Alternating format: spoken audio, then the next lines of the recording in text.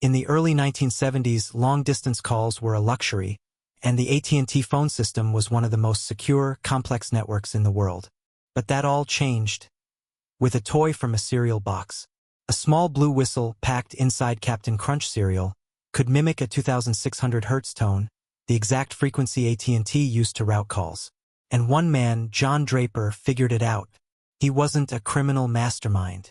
He wasn't backed by a hacker group. He was a curious ex-Air Force radar technician who loved electronics and free thinking. But what he discovered would shake the world of telecommunication, open the door to a hidden community of phone freakers, and spark the attention of the FBI. With just a whistle and a payphone, he could call anywhere in the world for free. No wires cut. No lag speaked. Just sound. It was the beginning of a revolution, a moment in tech history where curiosity collided with corporate control. And for the first time, the public saw that the system could be gamed with a toy.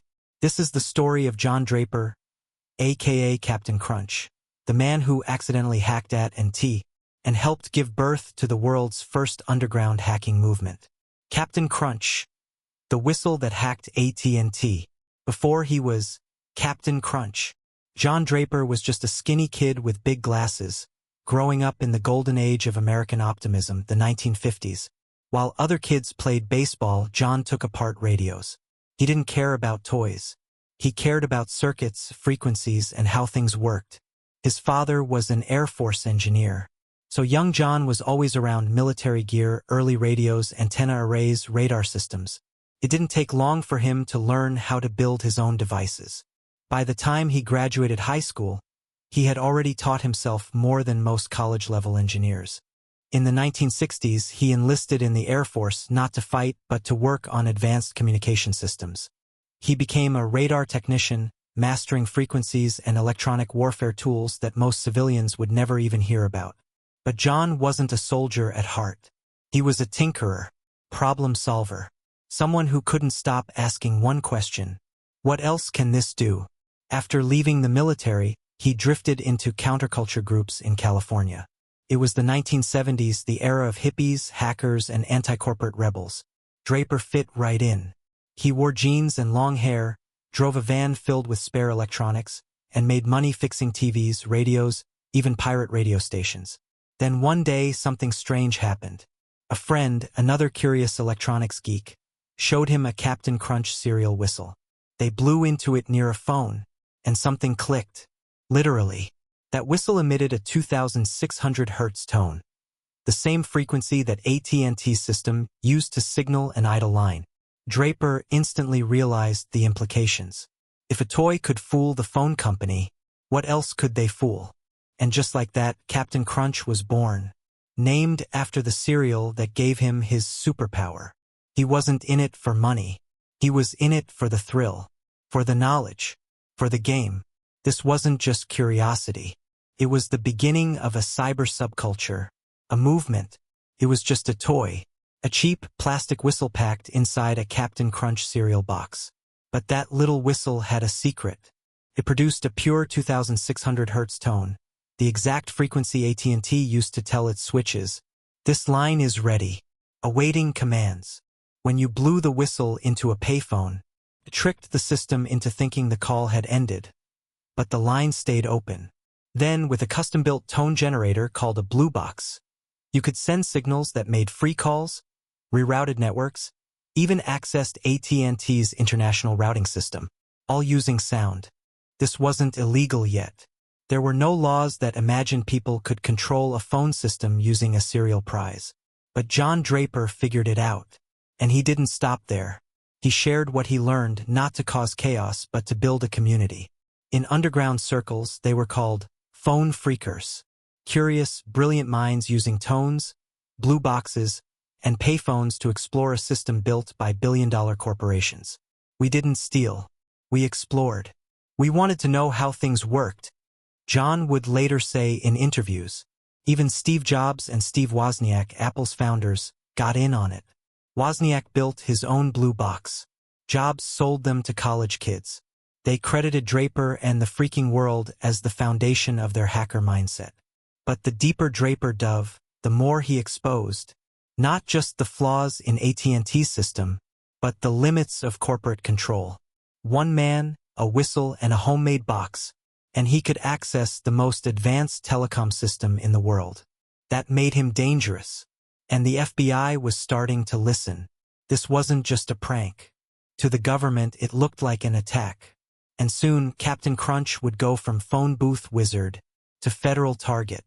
For years, John Draper and the phone phreakers operated in the shadows. Free calls, bypass switches, rerouted signals, it all seemed like a harmless game.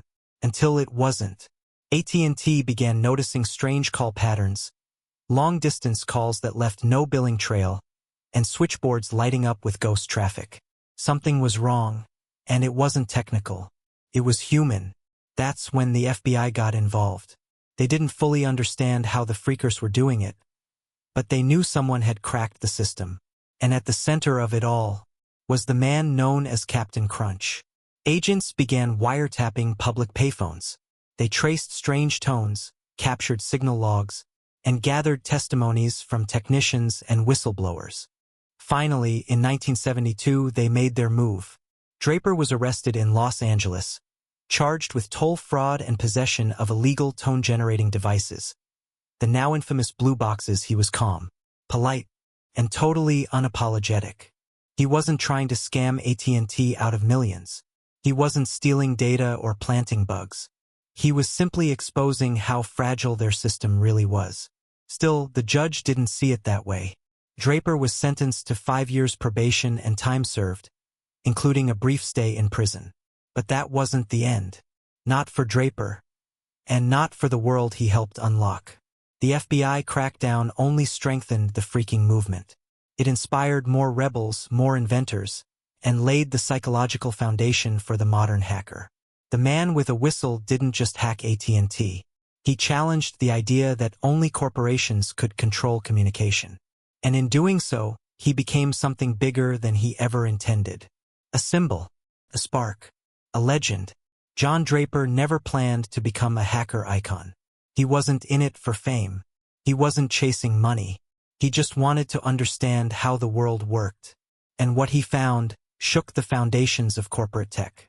His discovery, the 2600 Hz tone, opened the first real door between everyday people and the hidden infrastructure of global communication. He proved something revolutionary. Draper's whistle didn't just disrupt AT&T. It inspired a movement. Out of that world of phone phreaks came the first hacker culture.